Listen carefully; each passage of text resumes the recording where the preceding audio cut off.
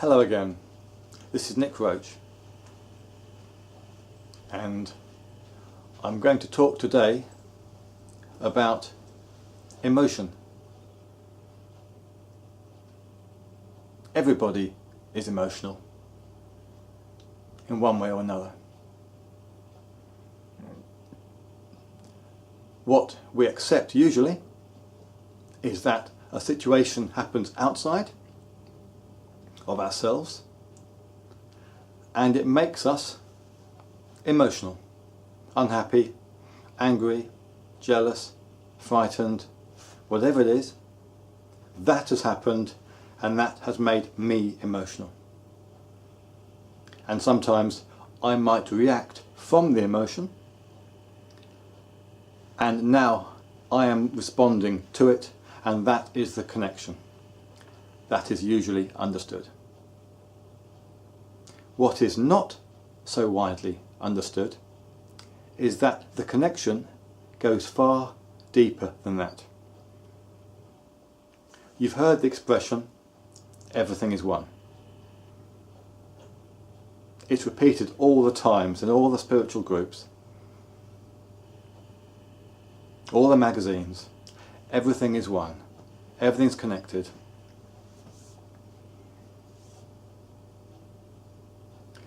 But when one really gets down to what that means, it takes on a whole new level of experience. You see, the emotion inside, when one is upset, unhappy, disturbed in any way about something that has happened outside, it's not always known that it is that very emotion inside that has created the situation outside. It's not just a cause and effect the other way. That's happened, I'm unhappy. It is this emotion has happened within me, it's risen inside, and it's risen outside as an external reflection of what's going on within.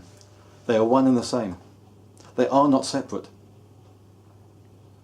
There is a causal effect the other way as well.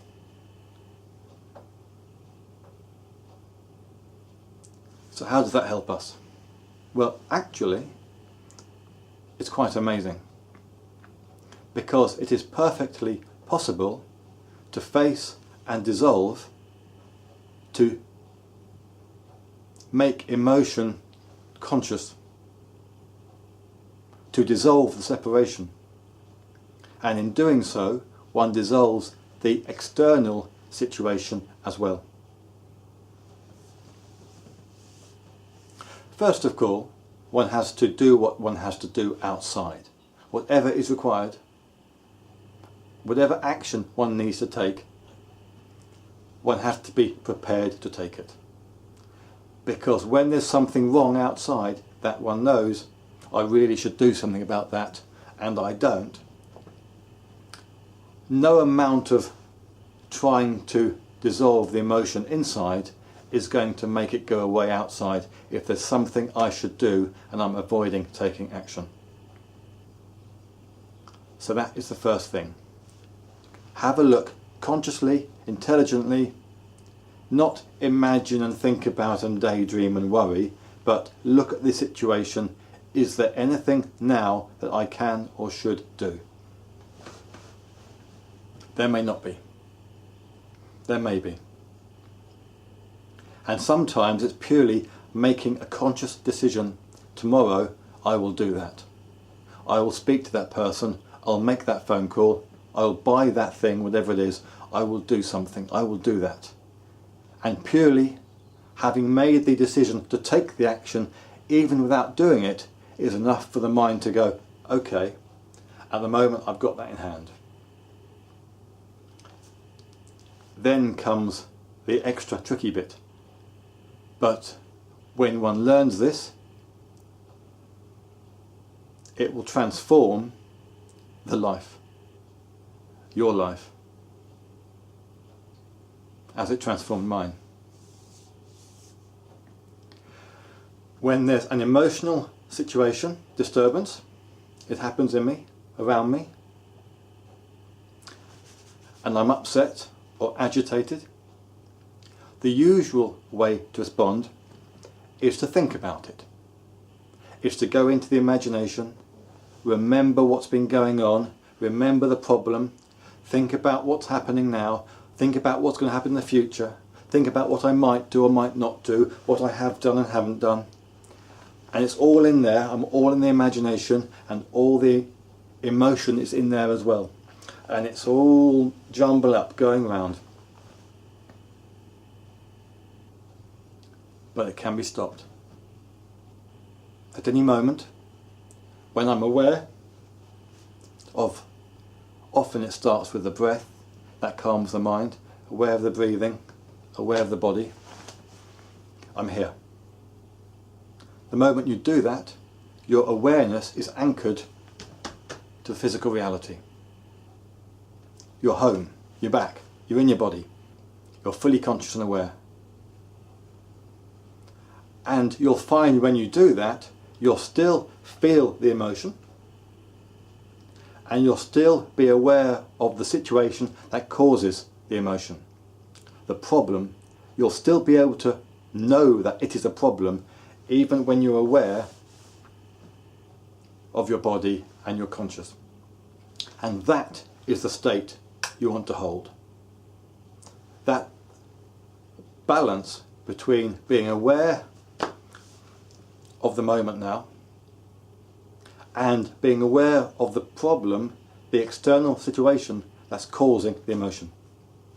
So almost in two places at once, at the same time feeling the emotion swirling, trying to make one go into the imagination. You see, the emotion cannot survive in self-awareness. In pure being, the emotion cannot survive. It is dissolved, it's made conscious very quickly. It needs the person to go into the imagination, to get lost in it, and that will just go on forever.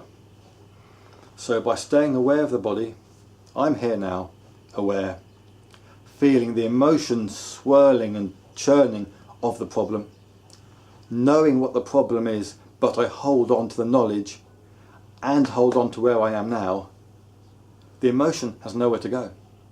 It's not being fed. It's not getting the energy it needs. And it becomes conscious. It can be very uncomfortable. And it can last anything from a few seconds to a few days to a few weeks, depending on how major the trauma is that one is dealing with. But all the time it'll feel, this is going to last forever, I can't do this. All of a sudden, gone.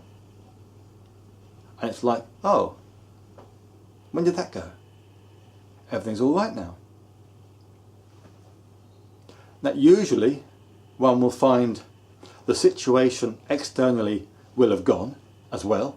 Literally by dissolving inside, one has dissolved the situation outside, because they were created by the same energy, because everything is one.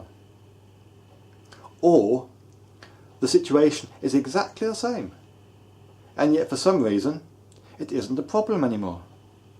How strange.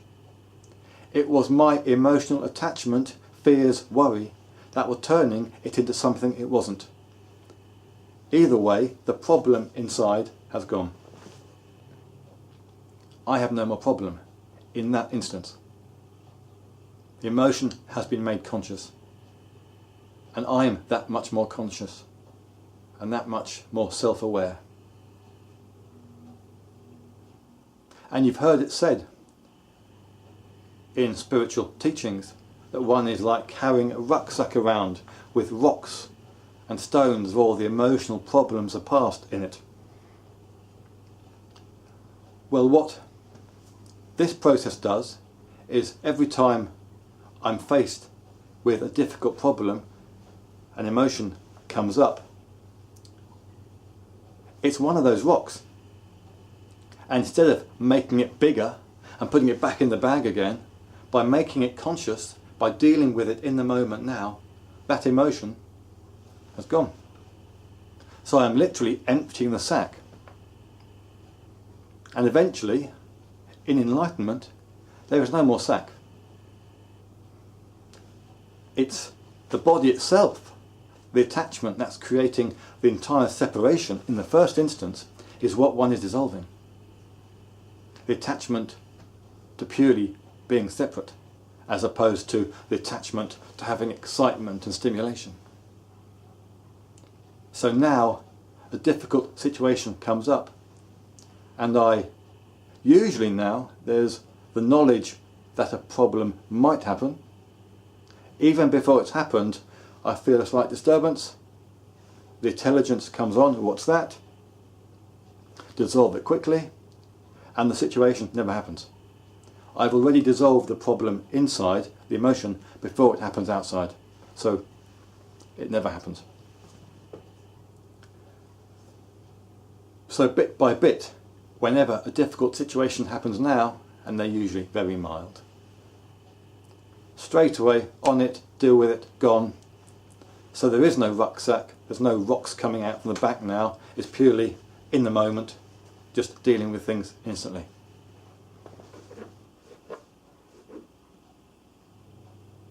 However, as one can see from this, the life is not over.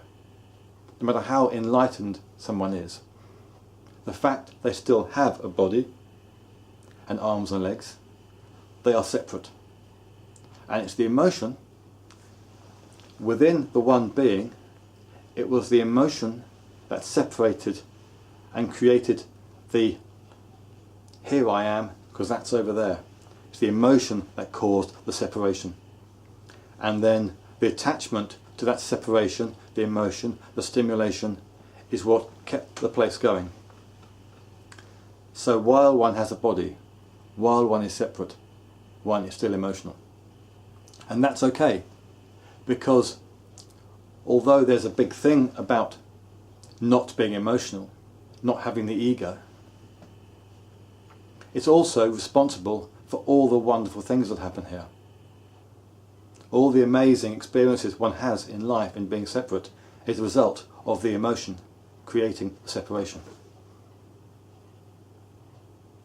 And that's all right. This is not about a judgment that one must not be emotional.